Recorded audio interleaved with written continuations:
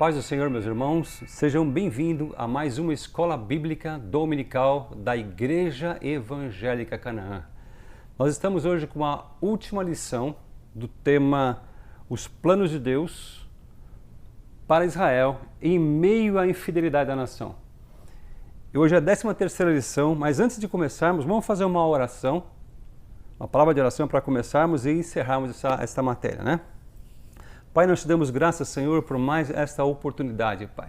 Estamos em Tua presença aqui, Senhor, e pedimos que o Teu Espírito Santo, Pai, dirija cada palavra, cada frase que for dita aqui, Senhor, que Tu possas direcionar os corações de quem estiver recebendo, Pai.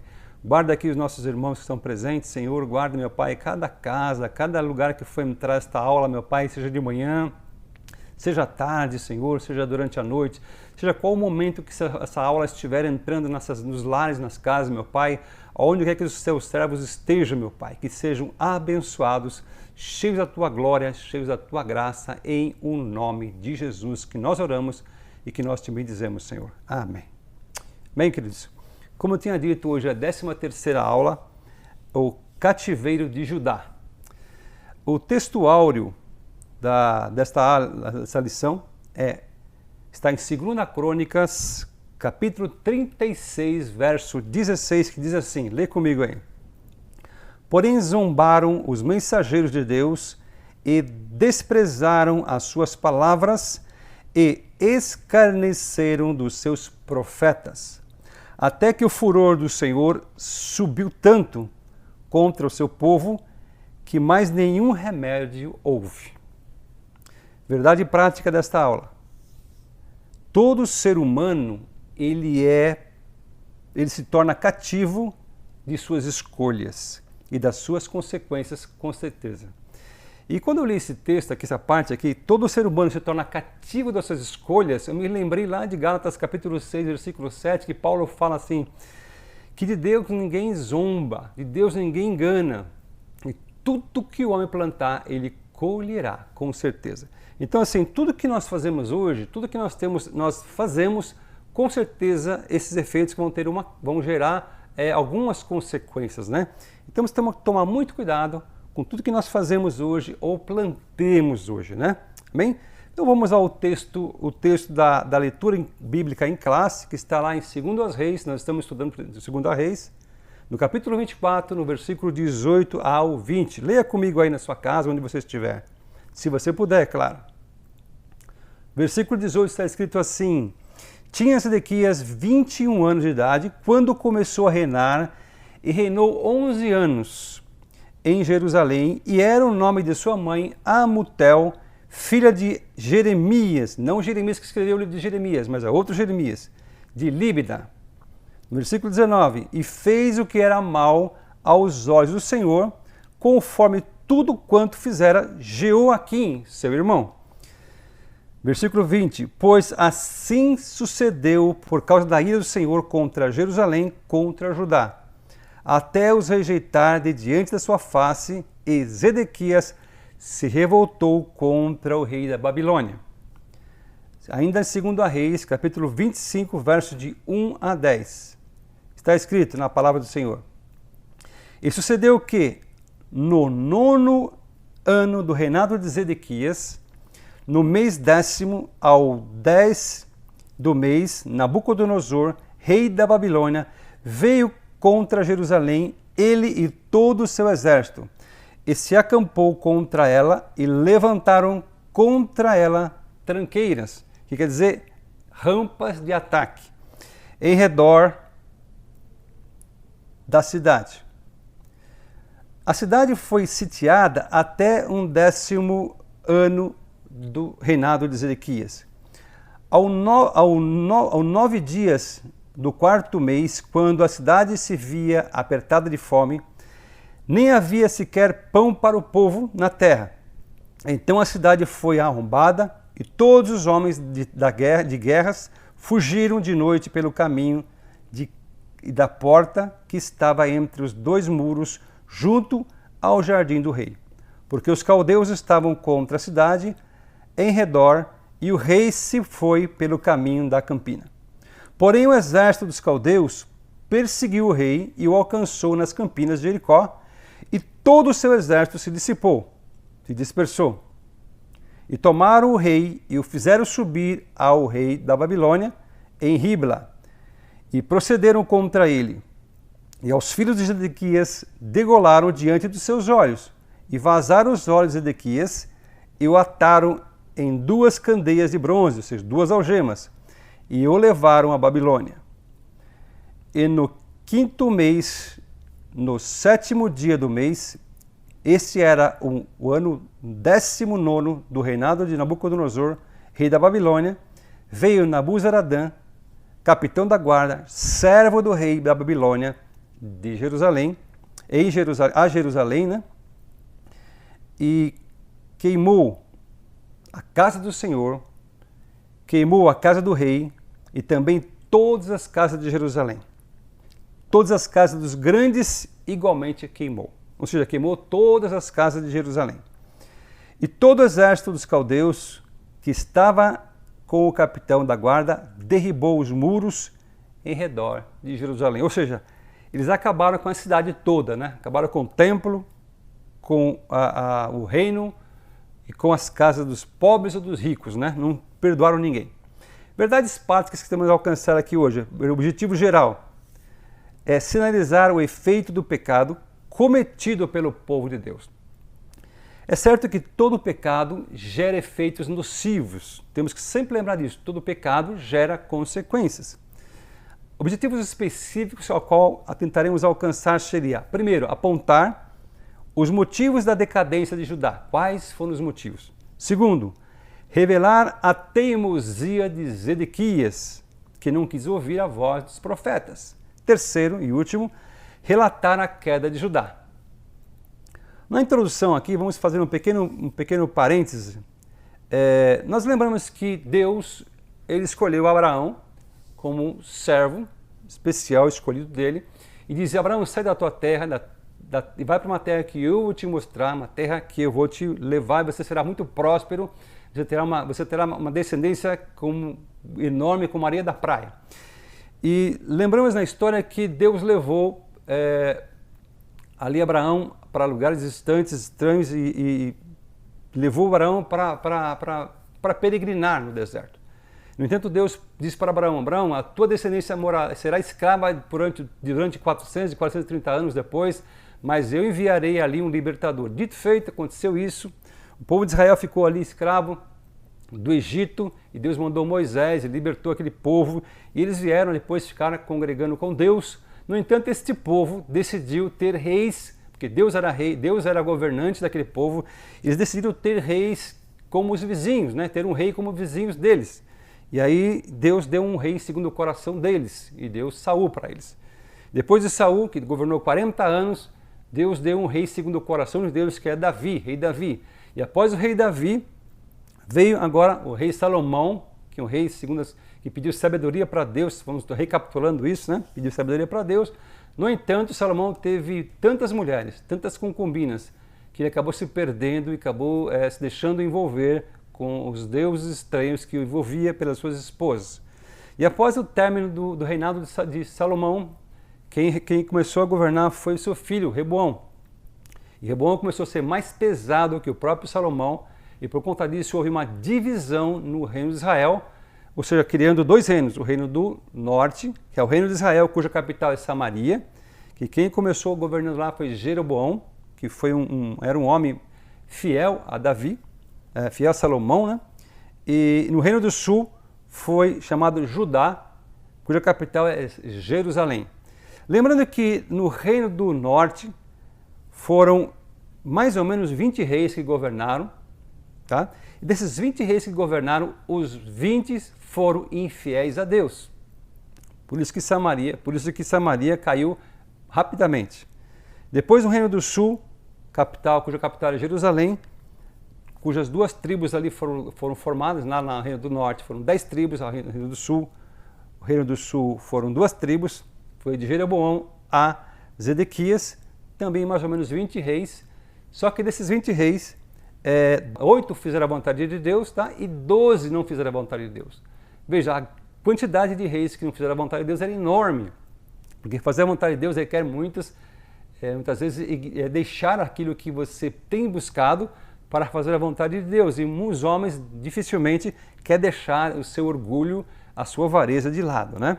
E por conta disso, nós vamos agora estudar aqui sobre a vida de um rei, né? Que é Zedequias.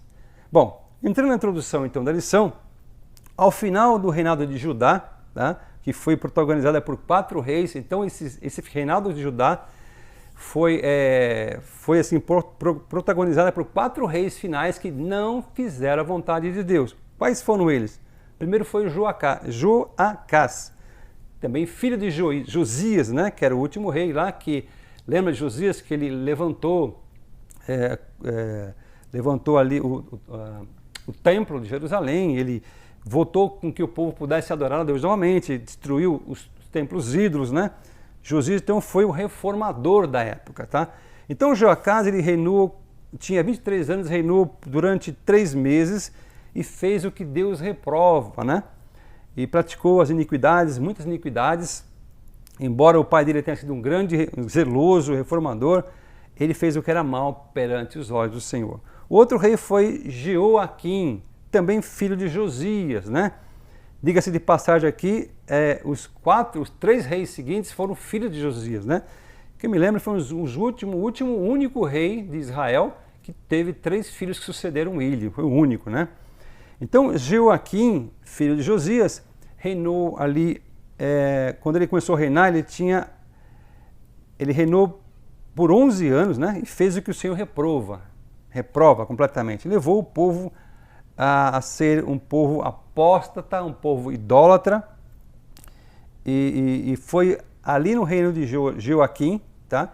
Que foi a primeira leva do povo que foi levado para o cativeiro, tá? Para a Babilônia. E dentre este povo que foi levado, nós vemos ali também o nosso profeta Daniel, que foi levado junto com esse povo cativo. E desta data, desse dia em diante, começou a contar os 70 anos de cativeiro para diz a profecia de Jeremias, tá? Bom, o terceiro rei aqui, Joaquim, que já era filho de Jeoaquim, neto de Josias, tá? Também ele teve apenas 3 meses de reinado e fez também o que era mal aos olhos de Deus, que o Senhor reprova. Ele vivenciou ali o cerco de Jerusalém por Nabucodonosor, e que resultou em 10.000 pessoas sendo levadas cativas, tá? E por último, esse reino que nós estamos estudando agora é sobre Zedequias, filho também de Josias, e o rei, ele foi entronizado pelo rei da Babilônia, Nabucodonosor. Nabucodonosor foi quem colocou Zedequias no trono para pudesse dirigir o trono de acordo com a vontade de Nabucodonosor, no lugar do seu sobrinho Joaquim. Bom, ele tinha ali 21 anos de idade e ele reinou durante 11 anos, tá? E fez também o que era mal aos olhos de Deus. Então nós vemos que todos os últimos 4 reis de Judá fizeram o que era mal aos olhos de Deus, tá? Vamos então agora entrar aqui no primeiro tópico da lição. Já temos o contexto histórico, estamos entendendo aqui o início do processo, como começou o reino de Israel. E vamos agora ao primeiro tópico da lição, que é o declínio espiritual de Judá. E o primeiro subtópico é as advertências dos profetas.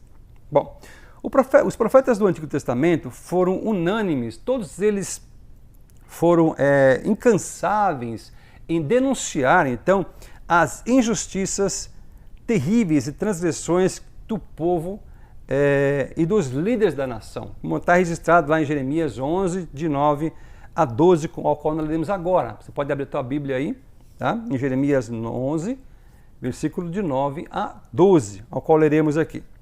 O Senhor ainda me disse o seguinte de Jeremias: os homens de Judá e os moradores de Jerusalém armaram uma conspiração, retornaram às maldades dos seus primeiros pais, que recusaram ouvir a minha palavra. Também eles seguiram outros deuses para os servir.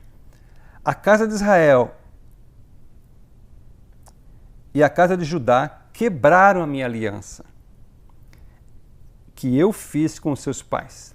Portanto, assim diz o Senhor: eis que trarei uma calamidade sobre eles, a qual não poderão escapar.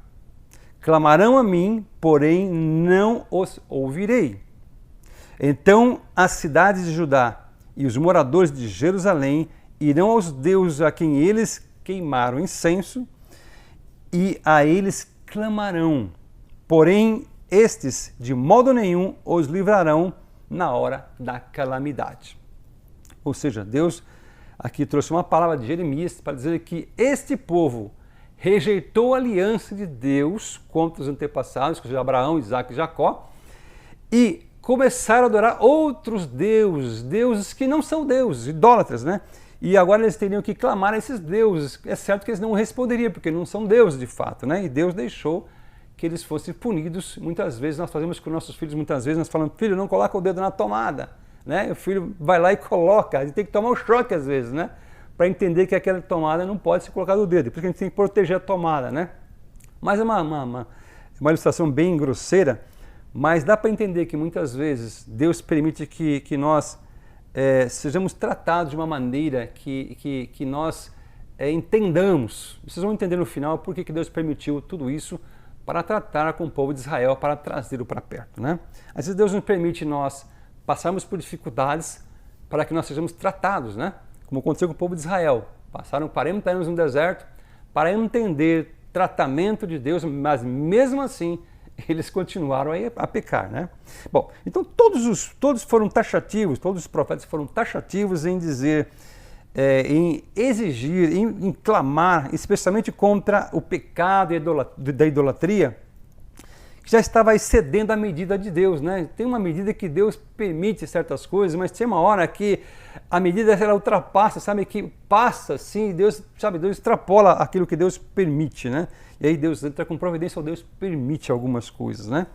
Então, vejamos aqui um parênteses sobre essa história.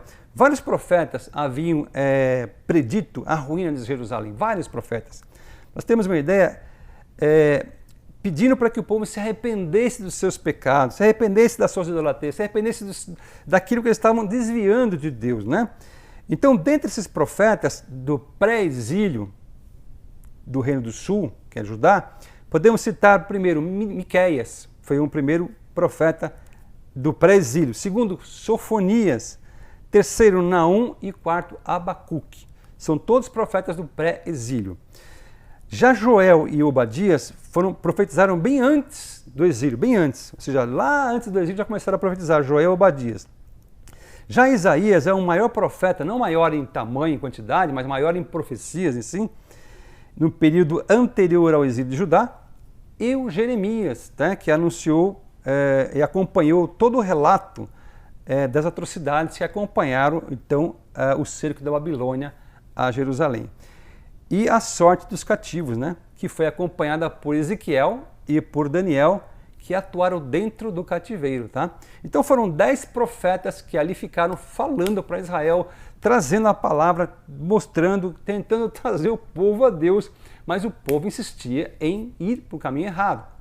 É aquela história, você fala, filho, não faz tal coisa, filho, não vai por esse caminho que você vai cair num buraco ali, mas a pessoa, ela insiste em fazer coisa errada. Deus está falando conosco para nós entendermos que Deus fala, que Deus usa a tua palavra para nos mostrar a verdade. Isso nós erramos porque nós queremos.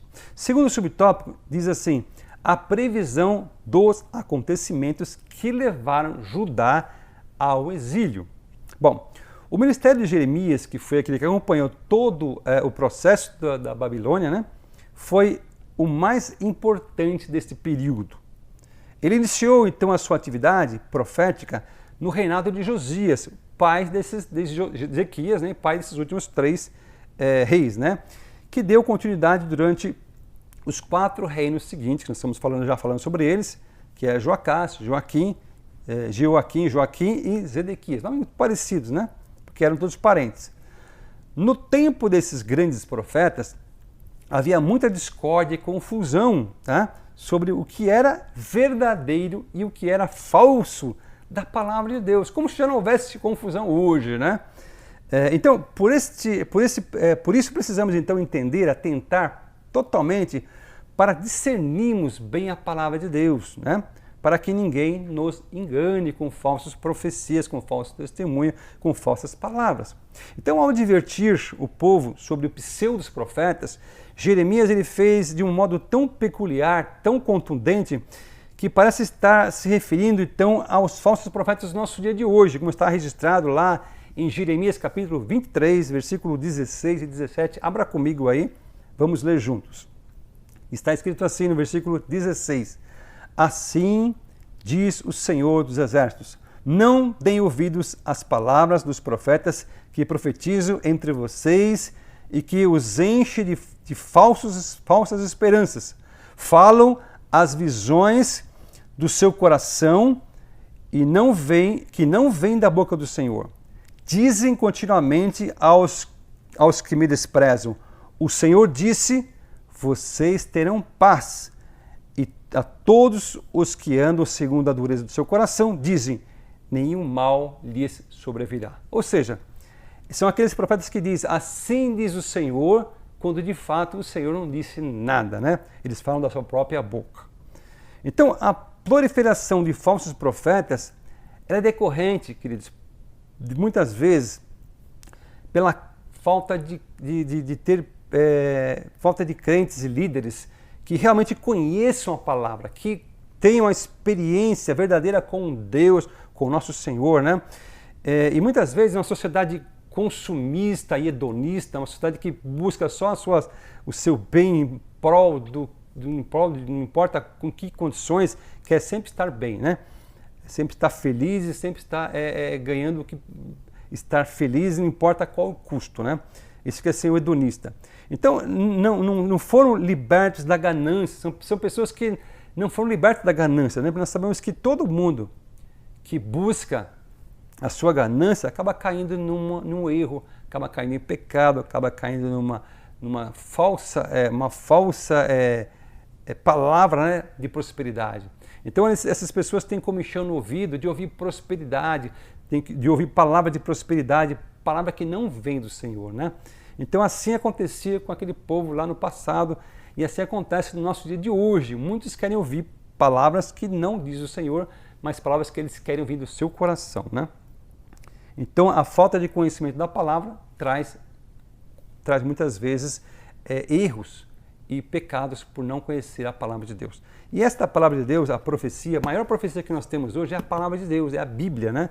Temos que conhecê-la plenamente para não sermos enganados como os bereanos. Quando for trazida alguma palavra, temos que abrir e verificar se está escrito. Se está escrito, é de Deus. Não está escrito, não é de Deus. Temos que deixar de lado. Então temos que analisar a palavra, conhecer a verdade e viver sobre a palavra. Terceiro subtópico diz assim, motivos que levaram Judá ao cativeiro. Sabemos quais são esses motivos, mas vamos estudar aqui então. O cativeiro aconteceu especialmente por causa da obstinada desobediência da liderança judaica, né? Então, por conta dos reis, né? Isso aqui fica um ponto muito importante, por conta de muitas vezes governantes, o povo paga o preço. Por conta muitas vezes de um pai ou mãe fazer alguma coisa errada, os filhos pagam o preço. Ou muitas vezes por conta de um filho fazer algo errado, o pai paga o preço. Muitas vezes quem comete o pecado não leva sozinho a culpa. Muitas vezes leva um grupo de pessoas a sofrer as consequências, né? Então, essa posição ela é muito consolidada em vários profetas, dentre eles Miqueias, né, que escreveu Miqueias capítulo 3, versículo de 9 a 11, que está escrito assim na palavra do Senhor. Ouvi agora isto, vós, chefes da casa de Jacó e príncipes da casa de Israel, que abominais o juízo e perverteis tudo o que é direito. Ou seja, Miqueias já estava dizendo que naquela época os príncipes da casa de Israel já abominavam o juízo correto. E eles pervertiam tudo que era certo. Continuando ainda. Edificando a Sião com sangue e a Jerusalém com iniquidade. Os seus chefes dão sentenças por suborno. Veja só, naquela época já os chefes davam sentença por causa de dinheiro. E os seus sacerdotes ensinam por interesses próprios. E os seus profetas adivinham por dinheiro. E ainda, se encosta no Senhor, dizendo, não está o Senhor no meio de nós? nem o mal lhe sobrevirá. Ou seja, eles fazem tudo errado, fazem tudo que está no coração deles pedindo, tudo que é enganoso, ele diz que Deus está no comando, Deus está fazendo tudo e Deus está dirigindo tudo, quando na verdade não é Deus, né? E por conta disso, Deus traz as consequências e permite as consequências, né? Bom, além da idolatria, pecados abomináveis foram cometidos contra Deus, outros pecados, né? Que seria idolatria, pecados demais. Primeiro, derramaram sangue de inocentes. Lá no 2 Crônicas de 24, 17 a 22, só resumir aqui, a idolatria de Joás, né? Nós já estudamos no capítulo 10, na lição número 10 lá, abandonaram a construção do templo, a manutenção do templo e prestaram cultos apostos a ídolos, né? Sagrados e aos ídolos. Por este motivo a ira do Senhor veio sobre Judá e Jerusalém.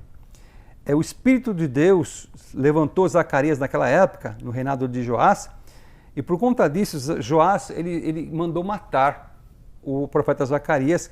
Nesse caso, não era o profeta que escreveu o livro de Zacarias, como tinha dito na aula 10ª, mas sim o filho de Joiada, né?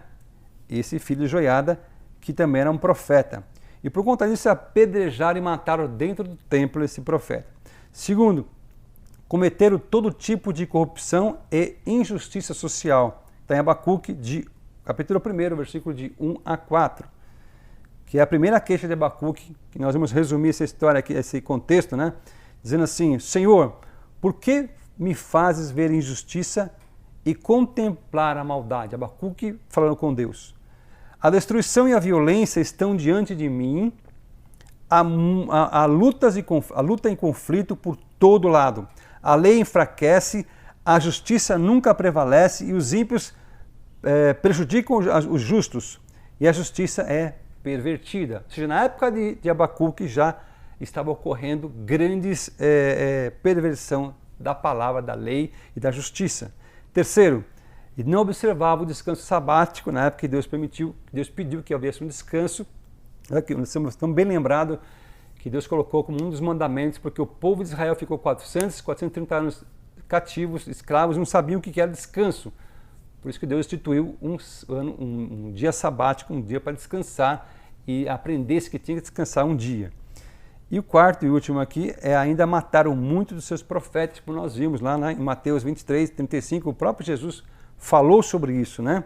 Jesus falando assim: Jerusalém, Jerusalém, em Mateus 23, 37 a 39, Jesus falando assim: Jerusalém, Jerusalém, que matas os profetas e apedrejas os que são enviados. Quantas vezes quis eu ajuntar os teus filhos, como a galinha ajunta os seus pintinhos debaixo das asas, e tu não quiseste. Eis que a vossa casa vos ficará deserta, porque eu vos digo isto, desde agora que não mais vereis, até que digais: bendito vem o que vem no nome do Senhor. Né? Então, Jesus mesmo já falou sobre esse povo que matava os profetas. Né? Então, a situação de Judá é uma situação triste, uma realidade bem triste para o povo que recebeu tantas profecias, tantas promessas, tantos avisos, desde lá de Abraão. Né? Deus chamou Abraão e fez grandes promessas para este povo, avisos e oportunidades de arrependimento. Foram 10 profetas profetizando ali o tempo todo antes do exílio, né? Para que eles decidissem abandonar a apostasia. Ao ler a história então de Judá, cultivemos em nosso coração, em nossos pensamentos, a humildade em nosso coração de termos um temor ao Senhor e de nos privar da apostasia, nos afastar da apostasia, né? Para tanto, então, devemos andar com o Senhor de maneira tal para remover obstáculos da nossa alma, tá? Para que nada nos atrapalhe, nada nos impeça de entendermos e buscarmos a direção de Deus. Então nós temos que tirar do nosso coração todo o orgulho, todo o desejo que nos leva a pecar, desejos carnais, né? Vamos sintetizar então esse primeiro tópico dizendo o seguinte: os motivos da ruína de Judá foram a idolatria, a rebeldia, a injustiça e a desobediência por parte da liderança. Então, tudo isso leva um povo a ser escravizado, muitas vezes Não que a nação foi escravizada lá, porque abandonaram Deus, mas a gente hoje, trazendo para o nosso dia, nós podemos cometer erros, pecados, e sermos escravizados por conta do nosso pecado, por conta do nosso erro, e sofremos as consequências durante muito tempo e nos afastarmos da presença de Deus, né? Segundo tópico da lição é a obstinação de Zedequias e a sua queda. O primeiro subtópico é a teimosia de Zedequias. Bom, Zedequias, o último rei de Judá, como nós temos dito, não entendeu bem a exata conjuntura em que a nação se encontrava e por sua própria conta, ou seja, por seu próprio desejo, ele resolveu não dar ouvidos às profecias de Jeremias, né? Então Zedequias ele fez constantes ameaças, assim como os antepassados, a Jeremias, até tentou mantê-lo submisso ao seu capricho, aos seus caprichos, né? Mas Jeremias, como um profeta que não teme aos homens, como homem de Deus, não se deixou corromper, não se deixou então levar pelas ameaças. Antes, ele proferiu toda a palavra que Deus o mandou ele falar, como está escrito lá em Jeremias, capítulo 38, versos 17 e 18. Leia comigo aqui. Está escrito assim: Então Jeremias disse a Zedequias: Assim diz o Senhor, Deus dos exércitos, Deus de Israel, se voluntariamente saíres aos príncipes do rei de Babilônia, então viverás a tua alma e a tua cidade, e não se queimará a fogo, e viverá tu e a tua casa. Mas, se não saíres aos príncipes do rei da Babilônia, então será entregue esta cidade nas mãos dos caldeus e queimá-la-ão ao fogo, e tu não escaparás das mãos deles. Então Zedequias ele fez constantes ameaças por conta dessa profecia que Jeremias trouxe a Zedequias, né? Tanto que ele tentou, este homem tentou brecar a profecia, tentou brecar o profeta, mas Jeremias não omitiu nenhuma palavra que Deus mandou falar. Ele não teve medo do rei, então ele proferiu a palavra de Deus. Então mas por conta disso, ele pagou um alto preço, né? Ele ficou preso por muito tempo ali na guarda real e ficou muito tempo jogado num poço, atolado na lama, comendo só pão, né? Então, veja só, ser profeta muitas vezes tem que pagar um preço, né? Preço porque você tem que ir contra os reis, contra um governante, né, que estão indo contra a vontade de Deus, e que assim diz o Senhor, muitas vezes fere muitos orgulhos, fere muitos corações, mas quando Deus promete, quando Deus manda falar, ele se incumbe de guardar e proteger, né? Ainda que você passe por grande dificuldade, Deus está contigo, né? Segundo subtópico da lição é surdos aos ouvidos dos profetas. Bom, Jeremias advertiu ao rei Zedequias, dizendo que caso se rendesse a Babilônia, sua integridade seria preservada, como nós lemos agora há pouco. Todavia o rei não deu sequer ouvido ao profeta. Razão que aconteceu e estava previsto que Deus falou que aconteceria. O poderoso exército babilônico invadiu e destruiu completamente a cidade de Jerusalém. Zedequias e o povo de Judá estavam então tão confiantes na sua religiosidade que essa escolha relação às demais nações, que ele nem pensava em hipótese alguma do que poderia acontecer com eles, né? Como está lá em Jeremias 7, versículo 4. Não vos fieis em palavras falsas, dizendo, templo de Deus, templo do Senhor, templo do Senhor, templo do Senhor é este, né? Muitas vezes os reis, como aconteceu com Zedequias, por conta da ganância do coração deles e por achar que eles estavam certos, não queriam ouvir a voz correta de Deus, né? Sintetizando esse tópico 2, o erro de Zedequias então e do povo de Judá estava em fechar os ouvidos aos profetas e não buscar o arrependimento de seus pecados diante do Senhor, né? E por último, no terceiro tópico da lição, Jerusalém é cercada e levada cativa. Esta é a consequência do erro, então, do governante. O primeiro subtópico é a destruição da cidade santa e do templo do Senhor.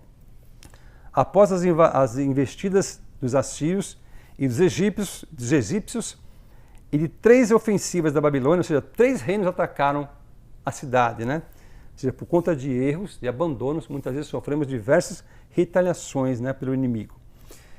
Imponente cidade de Davi, ela acabou se completamente arrasada e destruída. Durante o cerco de Jerusalém, que durou 18 meses, olha só o que aconteceu com a cidade. Ninguém podia entrar nem sair, estavam fechadas. Os víveres estocados foram sendo rapidamente consumidos. Dá para entender que todos os animais da cidade, todos os animais que conduzia cargas foram comidos, né? Até gato, cachorro que se houvesse na cidade, tinham exterminados todos, tinham comidos todos. Porque fechou a cidade, não tinha alimento, acabou o alimento, que eles vão comer? Tudo que tem na cidade, todos os animais que tem lá, comeram tudo. Então, a cidade santa estava em extrema pobreza e miséria. Dá para imaginar essa cena terrível, né? Foi nesse momento que o poderoso exército babilônico rompeu a brecha do muro e invadiu a cidade. O templo do templo erigido há 380 anos foi destruído, saqueado, queimado, e foi-se a glória do Senhor naquela cidade. Segundo subtópico, a matança, o cativeiro, a peste e a pobreza. Olha a consequência do pecado, a desobediência.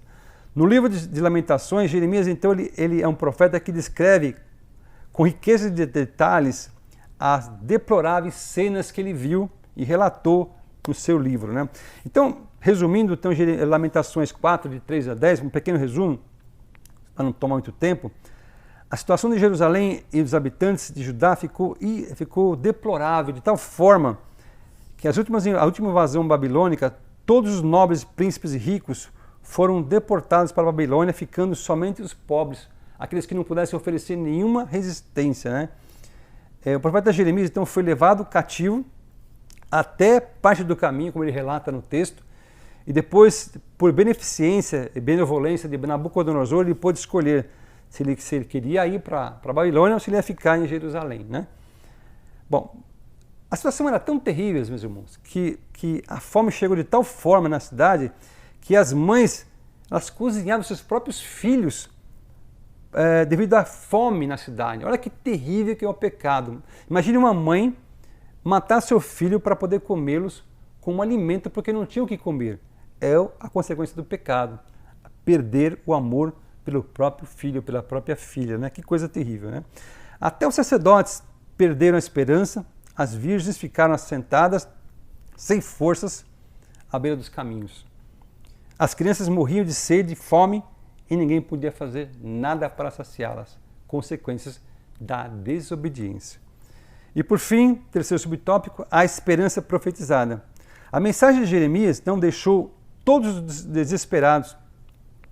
Todos. Em Lamentações nós vimos que o profeta revela toda a sua tristeza, tudo o que aconteceu, né? de embaraços ali com a cidade, mas mesmo assim não deixou de lembrar ou registrar quanto Deus é misericordioso e o tamanho da sua benignidade, como está lá em Lamentações, capítulo 3, versículo 22 e 23, que Jeremias escreveu assim: o amor do Senhor não tem fim. Suas misericórdias são inesgotáveis. Grande é sua fidelidade. Suas misericórdias se renovam a cada manhã. Ou seja, a despeito de todo o nosso pecado, as misericórdias de Deus, elas se renovam a cada manhã. Deus, ele sempre vai dar uma oportunidade para que nós possamos nos arrepender. Portanto, assim diz Jeremias, que mudou sua desolação para a esperança, né? Também o cristão deve se lembrar de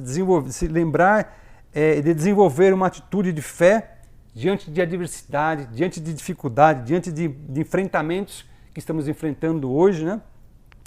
E o maior motivo da nossa esperança é a ressurreição do nosso Senhor Jesus Cristo, né?